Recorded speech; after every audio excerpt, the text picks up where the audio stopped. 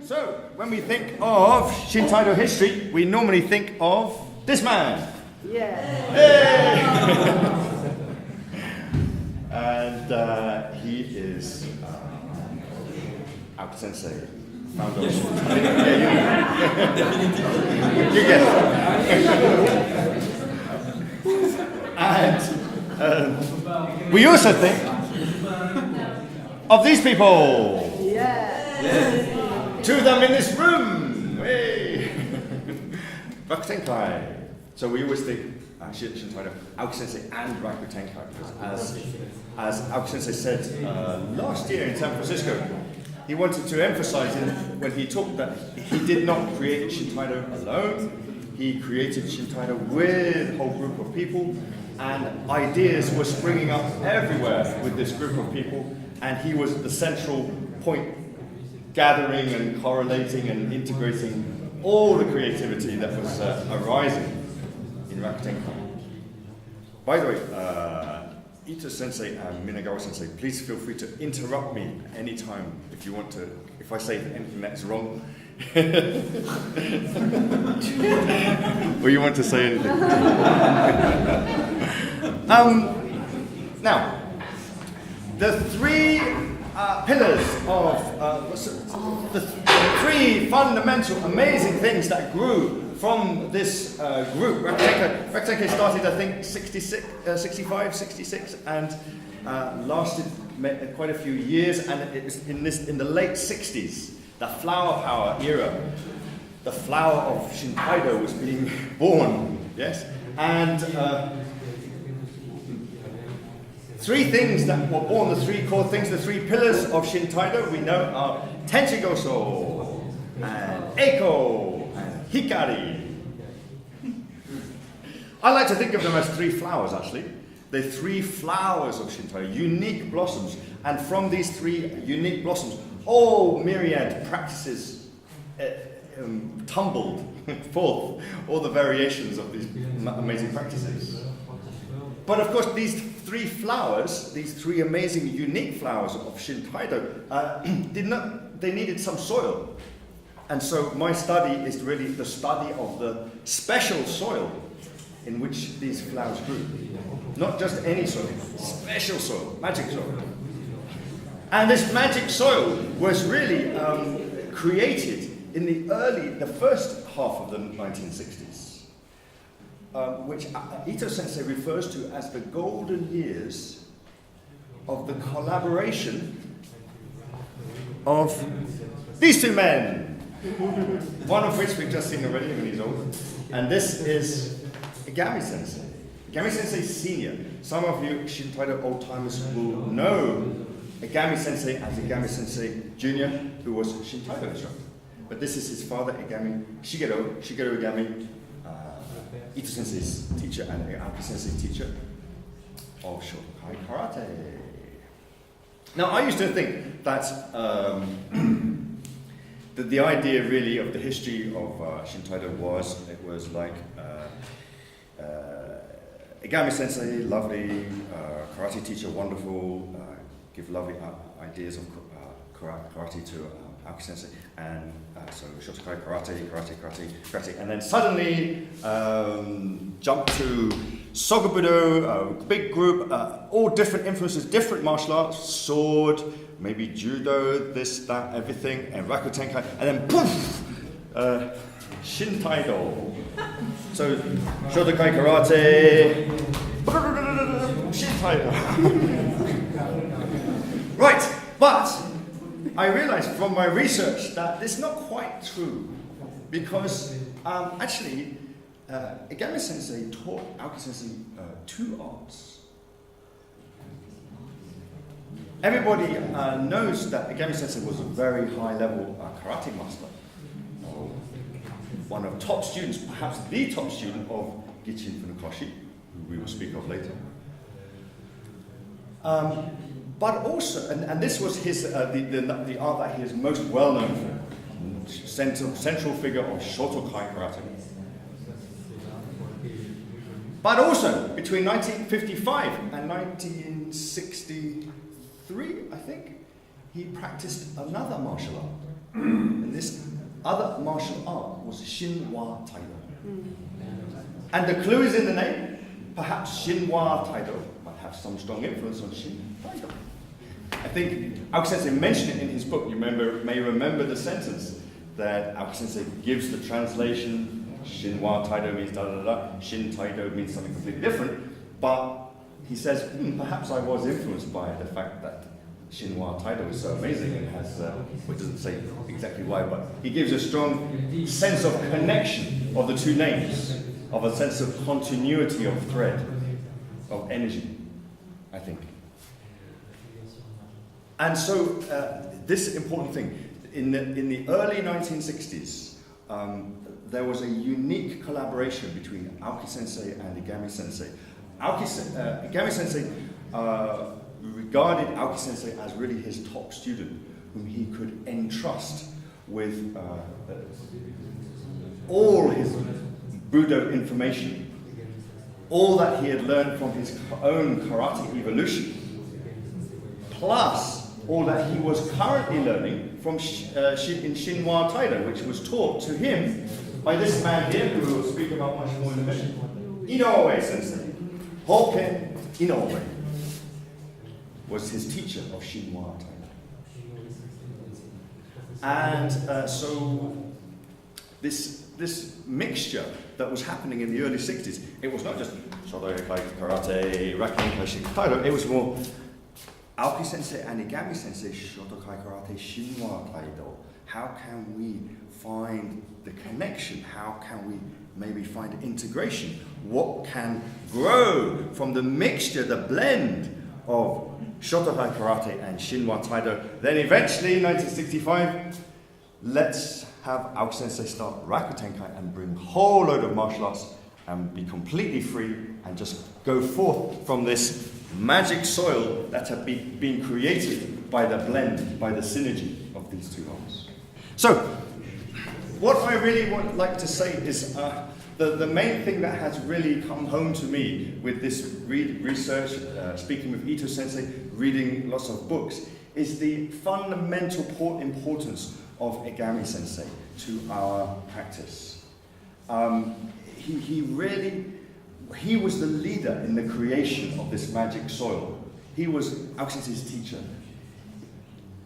And it was his magic, his caring that led to the ground from which Shintaido was born. I like to think, apologies to people who are not familiar with British mythology, I like to think of Igami Sensei as our Merlin, if Aoki Sensei is King Arthur. Anybody know that Arthurian legend? Aoki Sensei is our King Arthur, and Rakutenkai are the Knights of the Round Table. Surely Igami Sensei is our Merlin, the man who grew Aoki Sensei and who gave him the magical techniques through which to grow Camelot, where we are living today. So, what I want to look at really is a little bit about this man, Igami Sensei, and his Budo, his influences, his idea for the synergy, because it was his idea. It was his idea to create a synergy of Shotokai, Shintaido, and possibly other arts as well, and how he came to have all this going on. And so here he is. This is a picture. Igami Sensei in the middle. And these are the two streams of, if you like, two streams, the two threads, the streams of consciousness. Shotokai Karate on the far side, and the Shintaido on this side. This is Inoue Sensei clapping his hands. He was quite a magical character, and he only died in 1994, not so long ago, at the grand old age of 92. But you can see, just poking his head up the top above Inoue Sensei. Who's that pesky little character up there? Ueshima Sensei of Aikido. Ready? No, we don't say boo to Joe Sensei. That's bad karma for 10 lifetimes now for me. Why have I put Osensei there? Because Igami Sensei was not a student of Osensei Ueshiba. He did meet him though in the 1930s, Ito Sensei has told me, and I also read that. Igami Sensei had I believe, probably quite deeply, a meeting which deeply affected him. He experienced Ueshiba Sensei's Budo firsthand, and it was like, oh my goodness, it was quite a big thing for him. But he did not train with him. In fact, I tell you the story now, just a quick story. Tadao Okuyama Sensei. I will speak more of him. But just to say that Igami Sensei was a big, important figure in the development of Shotokan, Shotokai, the whole Funakoshi school. I will speak of this. The whole Funakoshi school.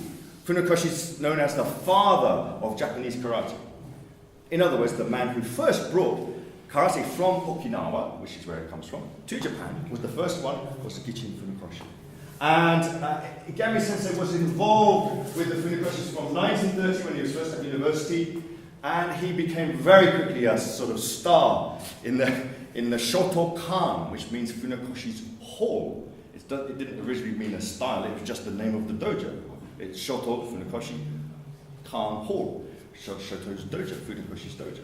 Igami Sensei became big star, very strong martial artist, very clear, I always feel a sense of honorable feeling from Igami Sensei, and upright feeling, and caring feeling.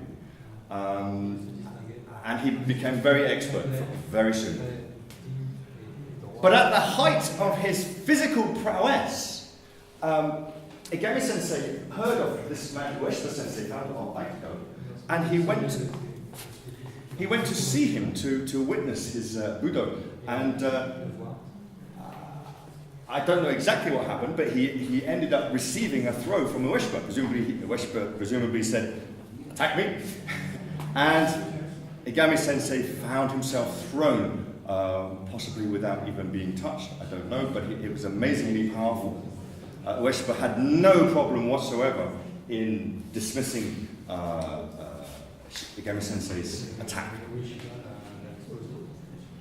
But Igami Sensei did not convert to Aikido at this time. And I've often thought, I wonder why. Because tradition in martial arts is, if someone is 100% committed to martial arts, that to be the best martial artist they can, and they go to see another school, and they go to the teacher, and the teacher says, "Okay, attack me," and they attack the teacher full 100%, and the teacher goes, "Pop!" and they fall, and they cannot do anything. The normal, most common response is, "Onegaishimasu, please teach me." And they normally then give up whatever they were doing before and ask to become student of the teacher who beat them. Yeah?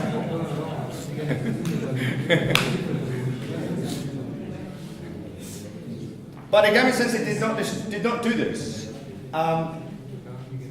Who knows why? I think maybe it was he felt a lot of commitment to and responsibility, because he was already probably had high responsibility in the Shotokan, in the Funakoshi's dojo. He felt great affection for the old man Funakoshi. Funakoshi was already 50 when he first brought karate to Japan in 1917, and then more fully in 1919, around 1920. But he was already 50 at that time, so he was an old guy. And Igami Sensei was like his bodyguard. He was like, go around with him.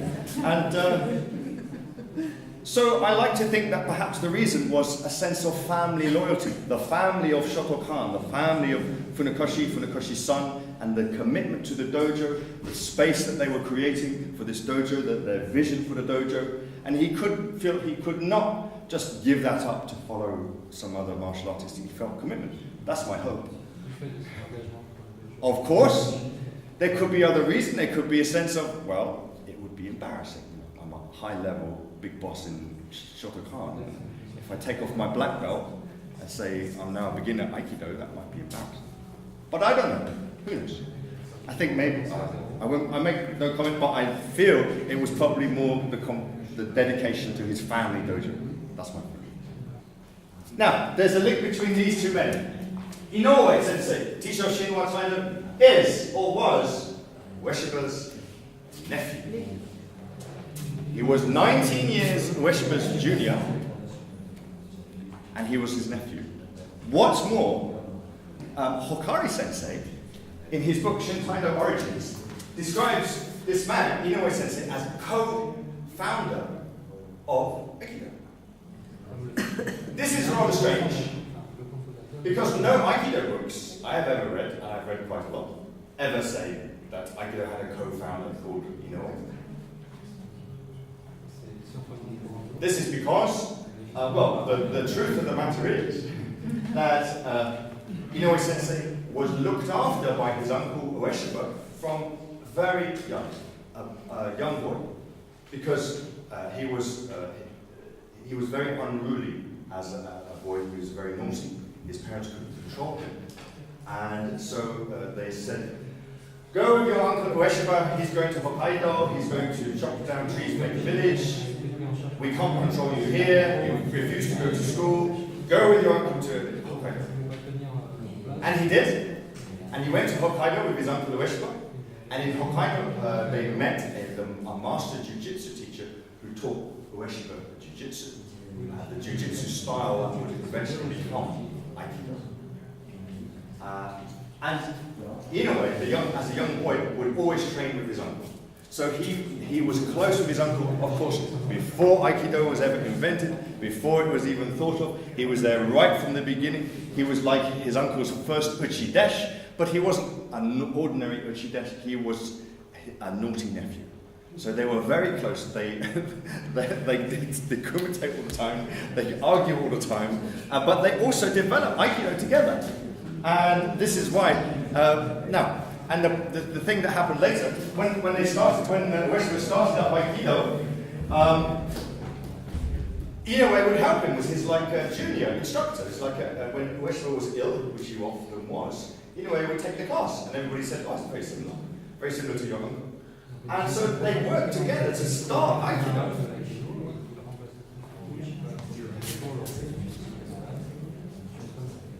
But Inoue Sensei still, in his heart, was naughty. And eventually, there was, and also, not only was Inoue naughty and very willful, Ueshiba Sensei had a terrible temper, everybody says. He would get very angry very quickly. So eventually, they had to split. And they did not really split until after the war, but after the Second World War, they split completely. That was when Ueshiba named the art Aikido. Before the Second World War, it was called other things like Aiki Jiu-Jitsu. But after the Second World War, Ueshiba called the art Aikido. Inoue and Ueshiba split, and Inoue called what he was teaching, quite similar, Shinwa Taido.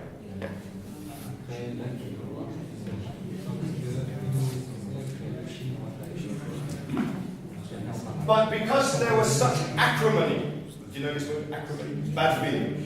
Such bad feeling between the two that they did not speak to each other terribly much after that. And Inoue Sensei his name was deleted from the Aikido history books. Oh, yes. And I think he felt like that. He felt very hard on that. Now, when the two separated, their two arts also went slightly different directions. Inoue Sensei Shinwa Taido, Ito tells me, become more soft, more expansive, more relaxed, more like Shintaido. And whereas Ueshiba's Aikido stayed quite martial, but still with spiritual orientation. And in 1955, this man, Okuyama Sensei, introduced Igami Sensei to Inoue Sensei and Shinwa Taido. And Igami Sensei thought, I can do this, I want to do this now. I think there were several advantages of why it was easier for Igami Sensei to train with Inoue Sensei than Ueshiba Sensei. One was, he could do it much more privately. What? He could do it more privately. He could keep it quiet. Because by the 1950s, Aikido becoming quite well known. And so if people saw, oh, Agami Sensei's in the dojo, everyone would say, oh. So people get upset because Agami Sensei head of Shopify. But Shinwa Taido, very small, very private, nobody really heard of it. So Agami Sensei can go train Inoue Sensei. And also, I think there was a very nice rapport, a nice relationship between Igami and Inoue Sensei. That's my feeling, that they both were able to communicate nicely, and it just felt right, I suppose. So, if you're up for it, are you up? If you're up for it, I'm going to go a little bit more detail in the two streams. Up for it? Let's go. Yeah. Right, we're going to look at the karate stream first of all. Gichi Funakoshi. Next. Karate Do, my way of life. Gichi Funakoshi, as I say, was already 50 years old when he became the first man to bring karate to the mainland of Japan. A lot of people think karate is fundamentally Japanese, but it became Japanese, but it originated in the island of Okinawa, which is in between China and Japan. One of my karate teachers was very cheeky. He was very pro-Okinawan, and he always used to say that if you say that karate is Japanese, you should also say that golf is Japanese. In fact, you should say that golf is more Japanese than karate, because golf apparently has been in mainland Japan longer than karate. That's just him being cheeky. But it just goes to show that it did not first originate. It's really an Okinawan form of Chinese Kung Fu. Yeah. The katas that we do hold their origins in Chinese Kung Fu. And Okinawa is now part of mainland Japan. It's part of the territory, so to speak. But it has always had its distinct culture. A little bit like Hawaii is part of the United States, but it has its distinct culture. Maybe Hawaii a little more extremely different than America, but still, Okinawa distinct from mainland Japan. Okinawa has its own language. So it's a bit like in Wales, we have Welsh people in Wales, and we have people who speak with a Welsh accent. Of course, we can understand them, they have a Welsh accent, like have people who speak mainland Japanese with an Okinawan accent. But also we have Welsh language, which we English people cannot understand at all. Similarly with the Okinawan language. And different people say different reasons why Gichi Funakoshi first came to Japan in 1919, it was. Some people say that it was because of his bravery, his courage to take this art of the Okinawa to mainland Japan, which was quite a scary thing. It was no big deal. Ito Sensei has emphasized this to me, and I've also read it as well, that he went to Tokyo, big metropolis, big sophisticated mecca of Buddha, as Ito Sensei has described it. And here's a little Okinawan coming from this little island, and he said he had an Okinawan coming would have had a certain amount of prejudice to deal with. The Okinawans, I've read, were regarded as like rather simple country people, like they're not sophisticated like the mainland Tokyo people. Like simple country people, like we might call hillbillies or country bumpkin. And so, to take his art to the Mecca of Buddha and present it was no small thing. Other people say that the main reason that Gichi Funakoshi went to mainland Japan was to get away from his wife. I was wondering when women will arrive in this Gichi Funakoshi's wife, apparently, I've been reading, was actually very, very skilled at karate. As well as being quite ferocious, she was maybe even as skilled or more skilled than Gichi Funakoshi. But she did not go to Japan with him. But we don't know much about her. But that is just being a bit cheeky. We have no real knowledge. But we do, it is recorded that she was very skilled in karate. Very skilled in karate. Yeah. And he came with his son Yoshitaka. You must mention it in your book. Yeah, I will. Definitely. Now, apologies to the karate people in the room. I'm now going to be a little contentious and say that it's generally regarded now Gichin Funakoshi was not a supremely high-level martial artist. He was generally regarded as a kind of middle-level martial artist. And I've been told that some people, in Okinawa, when they heard Gichin Funakoshi had gone to mainland Japan, they thought, well, why him? He's not the best. That's a bit strange.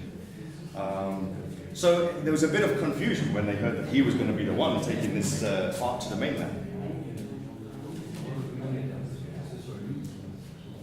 But much to people on Okinawa's surprise, he did extremely well. He did really well, and he'd become popular. Jigaro Kano, the founder of judo, watched one of his demonstrations and was very encouraging. And in fact, wanted to invite Funakoshi Sensei to come teach his karate at the Kodokan, the judo temple. Funakoshi said no, because he did not want karate to become just a subsect of judo, which it might have done if he'd just gone and merged with the Kodokan. He said, no, thank you very much, I'll do my own thing. And he did very well. I think there are several reasons. If we accept that he was not a supremely high-level martial artist, I think there are several reasons why he did extremely well. Firstly, karate was new and interesting. Lots of people at this time in the 1920s were interested in practicing judo and kendo, these new versions of old martial arts. And karate was new and interesting, never been seen before. Also, despite being Okinawan, Gichin Funakoshi had a great dignity. He did not behave like a rough, simple country person. He was upper class, he was samurai class, and he had a great dignity, very upright, very generous, and also he spoke mainland Japanese quite well, I think, so they didn't have any trouble understanding him. So for all these reasons, the Japanese liked him. He was very polite, he was very nice, very courteous, did very well.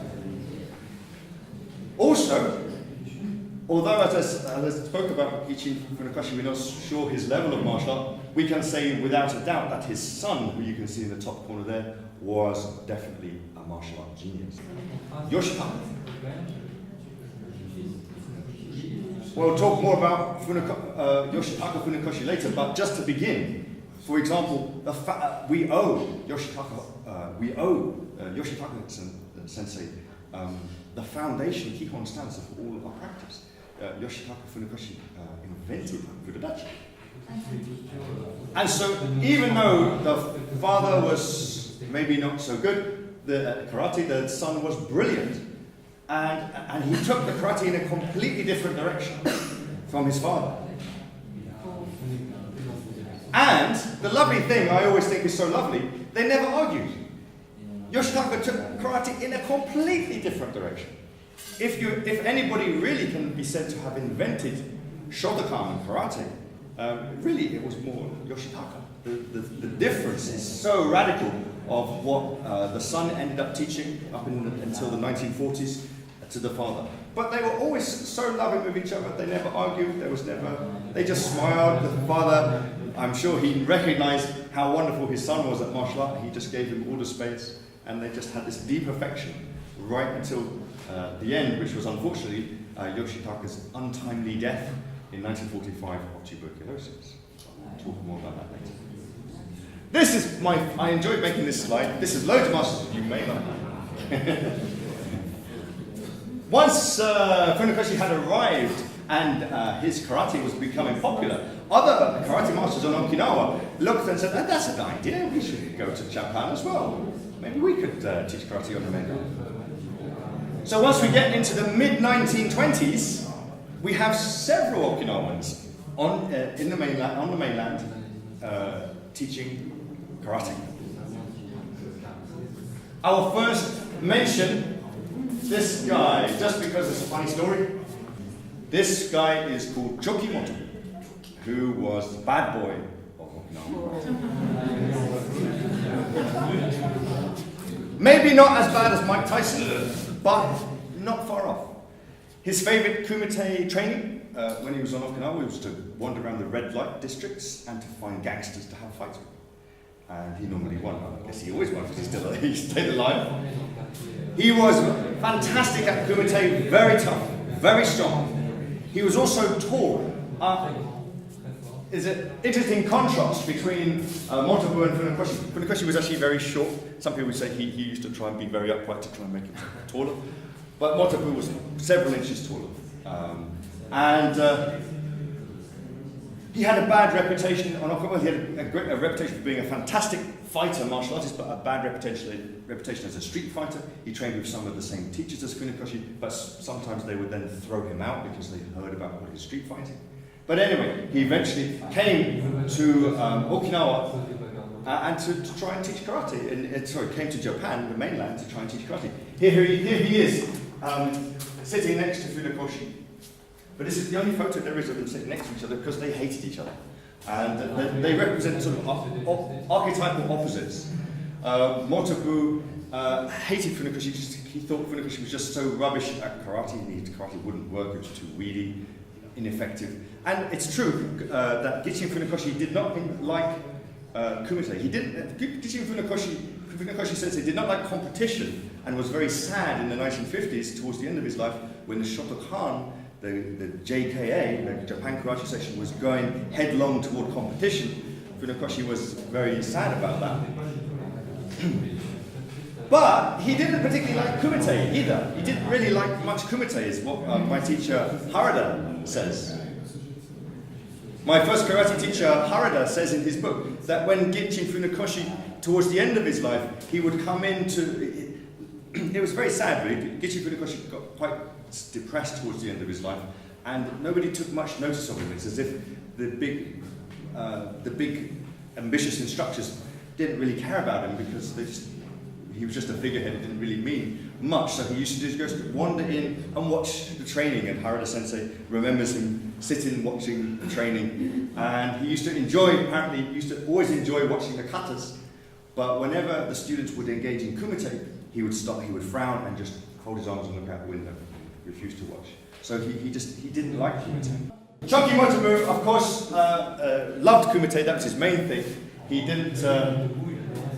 didn't care much for katas, although he liked teki kata. Teki kata was Motobu Sensei's favorite.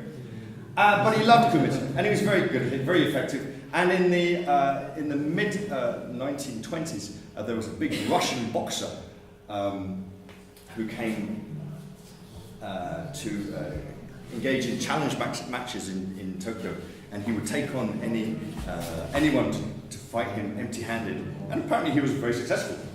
And here you can see this wonderful illustration that appeared in a magazine article in 1925. And oh my goodness, who's that fighting this giant Russian boxer? It looks like Funakoshi Sensei, doesn't it? This picture very much angered Motobu Sensei because it wasn't Funakoshi who fought the Russian boxer, it was Motobu. Motobu Sensei fought the Russian boxer and knocked him out with one punch to the temple, and everybody was, "Way, Okinawa karate, wonderful." But then, some months later, when the magazine came to write an article about it, they didn't have any photos of the fight. So they just think, "Oh well, all the Okinawans look the same. So who's that guy? Stick that picture in, and that'll be all right." But Motobu Sensei was not very happy with that.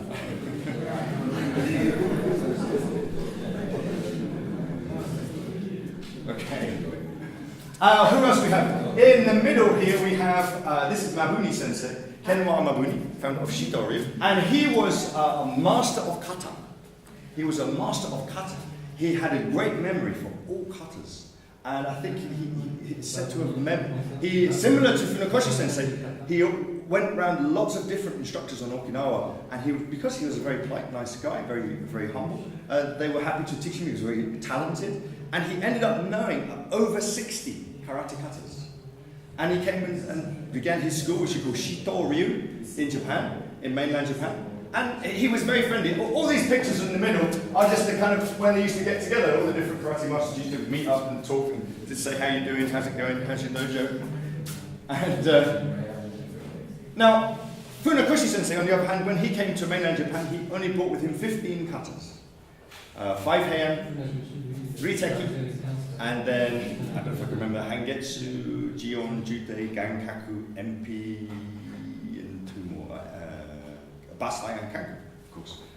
And these were the 15 fundamental first Shotokan katas. There were no others. But of course, they were all friends, these guys, apart from Motobu and Funakoshi, who didn't like each other. But they were all friends with Mamuni. And Mamuni was a nice guy. And Funakoshi said to his son, Yoshitaka, son, go and train a little bit with Mamuni. Mamuni said, get him to teach you some more katas. We could do a few more katas in Shotokan. And so Yoshitaka, he sent his son Yoshitaka to train with Kenwa Mabuni, and Yoshitaka learned from Mabuni Sensei the extra Shotokan katas, which make up the current syllabus, which I think is 27 katas in the Shotokan syllabus. We in Shintaido can be grateful to Mabuni Sensei because two fundamental movements from Tainyo kata come from one of the katas that Mabuni Sensei taught to Yoshitaka. These movements were this one.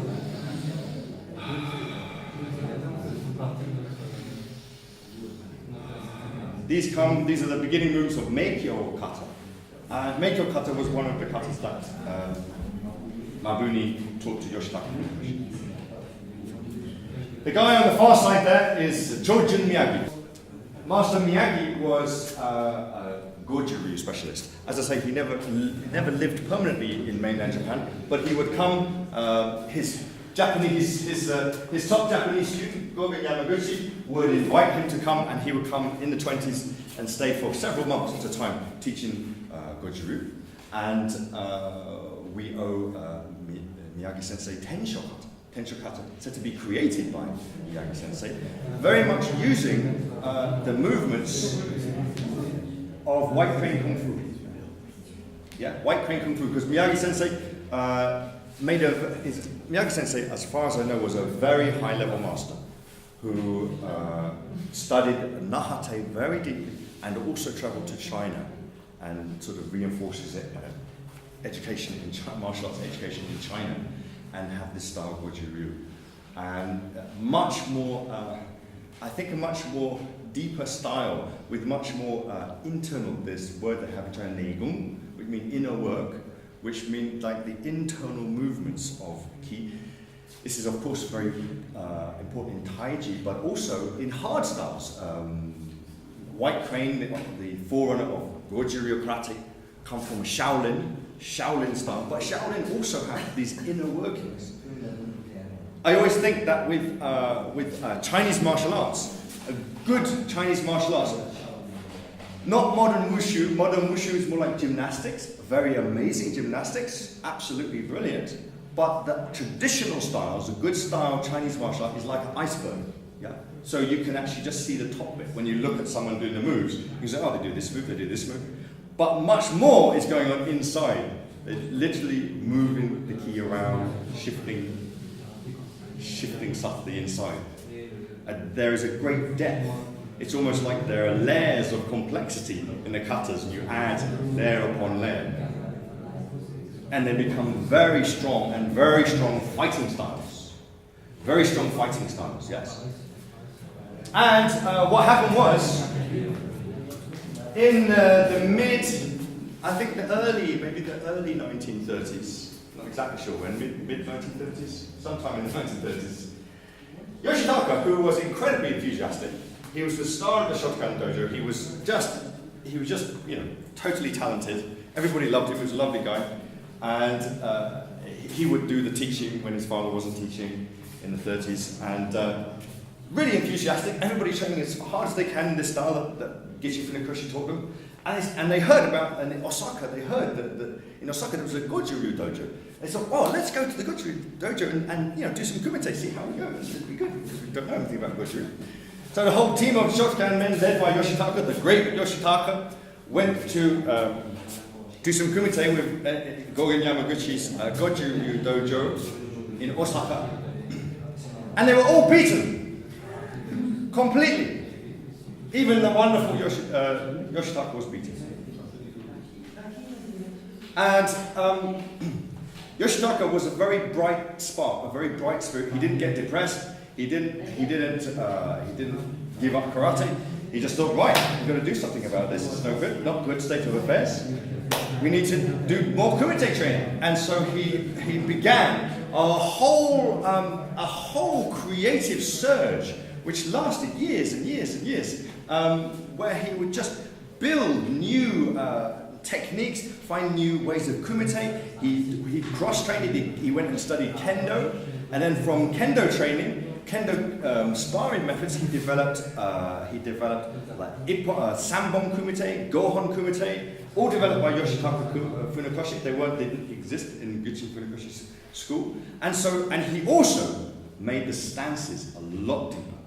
He made a big change. If you see all the photos of Funakoshi, they're kind of high little stances like this, little Zengutsus like this. Funakoshi invented Funadachi. He said, no, if we're going to beat those Goju-ryu guys, we've got to be like this. I'm sure he didn't put it like that. But he developed the whole emphasis of using koshi, which I'm sure maybe he got from his studies of Japanese martial arts as well, the use of koshi in kendo perhaps as well. He really developed the koshi and the low stances and invented lots of things. He invented yokogeri, he invented mawashigeri. Yokogeri and mawashigeri did not exist in Gichin Funakoshi style. He created Matsukaze Bokaze. There he is training with our old friend Shigeru Igami. They were great kumite partners.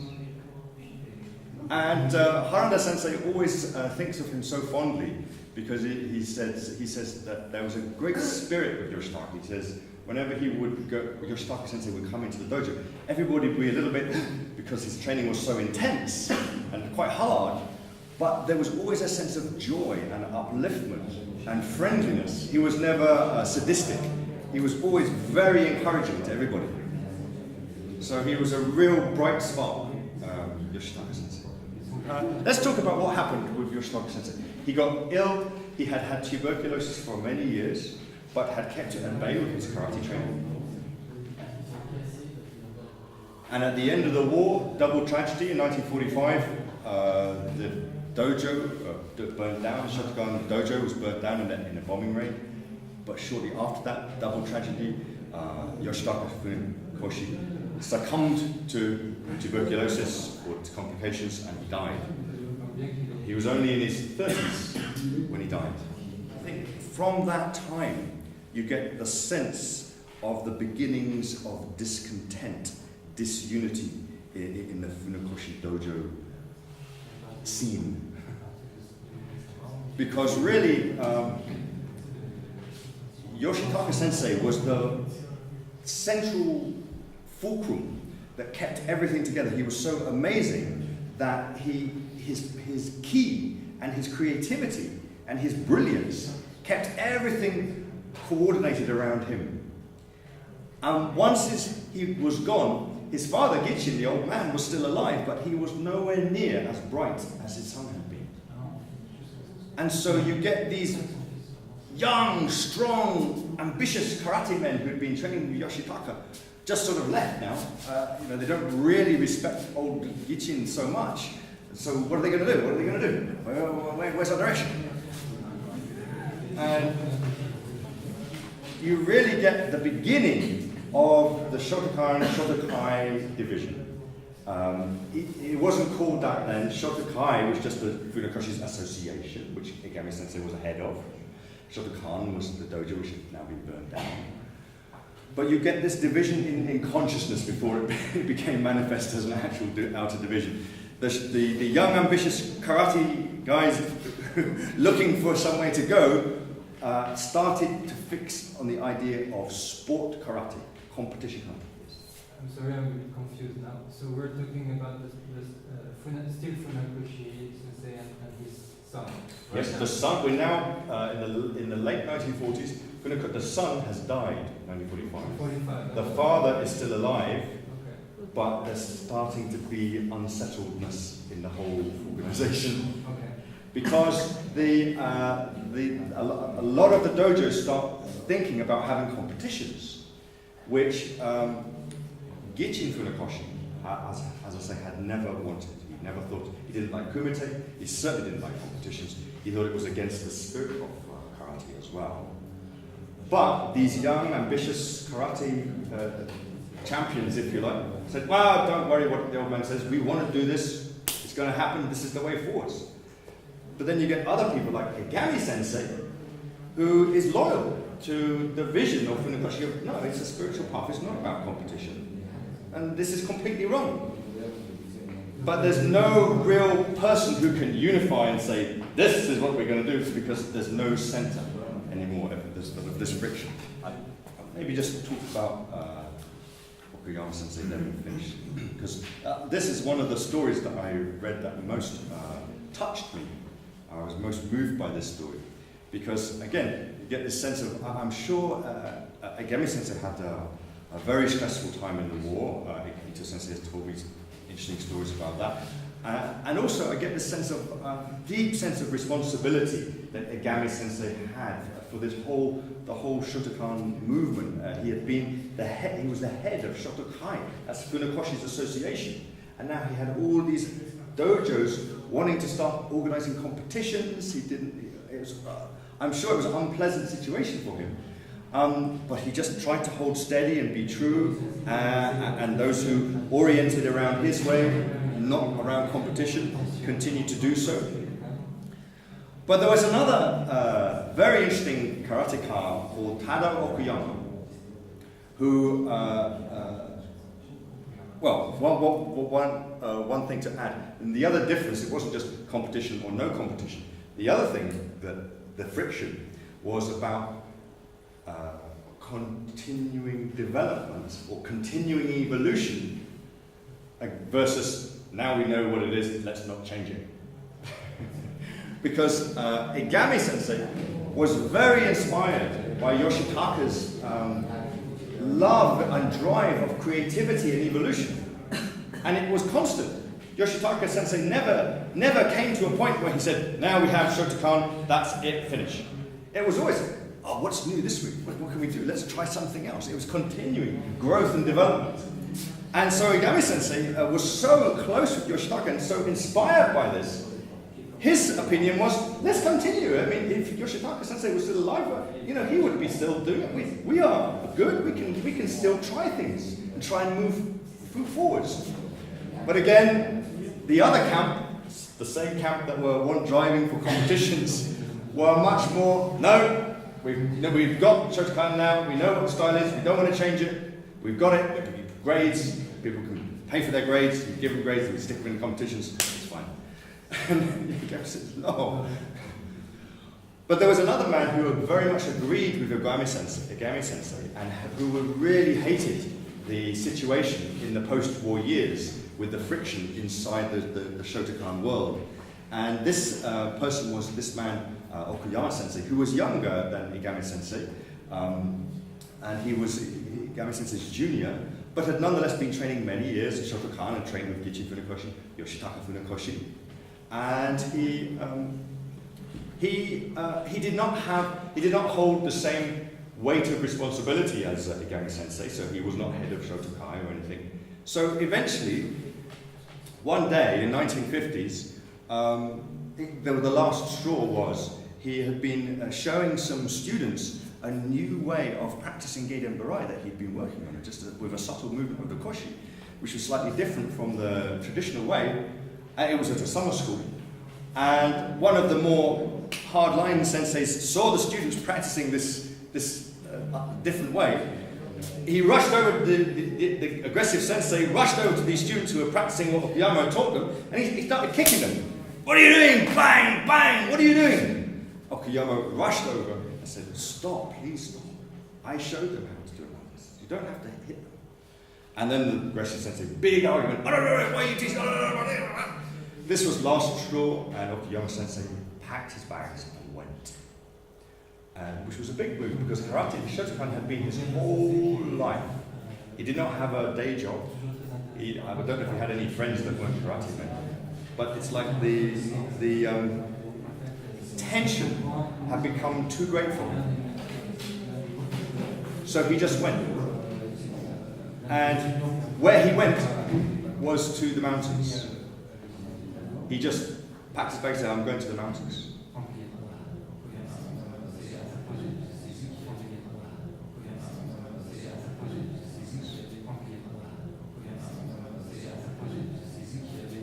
Tsukuba mountain range, a single mountain or mountain range. And he just went into the mountains. And he engaged, because it was a big, I guess it was a big personal crisis for him. Because I guess he didn't know where his life was going to be, because his whole life was Shotokan, had been. So he just went into great nature, just to live in the nature. And he just practiced on his own for 2 years. Just meditating with nature, doing his own practice. And he was also very, very creative. And what I am always so amazed about Okuyama Sensei is, with all the other senseis, you say, well, he learned this from this sensei, and then he learned this from this, and then he was enlightened by this sensei. This guy, just on his own in the mountains, things started to come to him, and he developed a whole new way of doing karate, which was eventually to become the hallmark, or one of the hallmarks of the Shotokai system, and then the Shintaido system, which is relaxation. Before Okuyama Sensei, even Egami Sensei would punch like this. Kime meant Okuyama Sensei in the mountains, in the depths of his meditation, developed punching completely soft. And he found that even more ki, even more power seemed to come through him in a much more natural way, in a much more pleasant way, than by locking the muscles as he had done before. And he discovered this completely on his own in the mountains. He came back down from the mountains. He didn't go back to Shotokan, but he did go and see his old friend Egami Sensei. You can see they're looking a bit gaunt after Egami Sensei just come out of hospital, I think. He went and showed his new method to Egami Sensei. And Egami Sensei, to his credit, said, wonderful, show me, I want to learn this. I say to his credit because karate traditionally is quite hierarchical, and Egami Sensei, Okuyama Sensei was Egami's junior, but Egami Sensei recognized this is something special. We must start working with this. And so this is, from this point on, the mid-1950s, early 1950s, mid-1950s, Egami Sensei's style starts to really evolve in its own right. We could call it Egami Ryu. It starts to be really very different from competition Shotokan.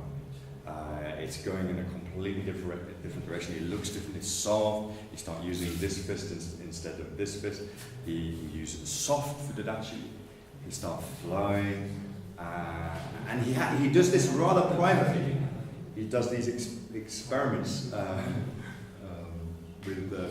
sort of in private. Works with Okuyama privately, works with his student Harada privately, because he's uncertain how the rest of the karate world will they will think when he starts introducing these changes, which he then eventually did. But this is really the origins of this beginning of this magic soil from which Shintaido comes. Okuyama did not go back to karate, although he had this new way of doing karate. He did not go back to formal karate again. Instead, he looked around and he found Inoue Sensei, who is teaching Shinwa Taido, a form of a very relaxed flowing Aikido. And he introduced Egami Sensei to Inoue Sensei.